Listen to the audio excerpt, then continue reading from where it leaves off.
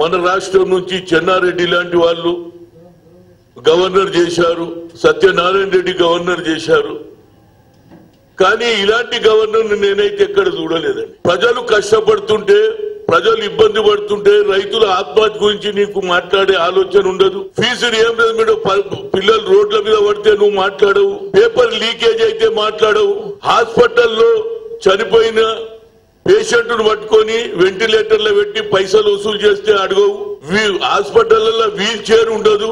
దుప్పులను open గా అడవి మృగాలను చంపేస్తే నువ్వు మాట్లాడవు. అంటే నువ్వు ఏం మాట్లాడతావు? కేవలం పండుగలు చేస్తావు. హోలీ రాగానే ఒక దినం చేస్తా. నేను అడిగిన, గతంలో గవర్నర్ చేసిన వాళ్ళని అడిగిన, ఇదేమిటండి ఒక దినం ముందు చేస్తాడు ఈయన పండుగలు? ఎందుకంటే ప్రభుత్వం పండుగ అలాగైతుంది, గవర్నర్ పండుగ అలాగైతుంది. వా, ఈయన 2 రాష్ట్రాలకు గవర్నర్. ఎప్పుడన్నా మందలిచ్చినావురా బాబు?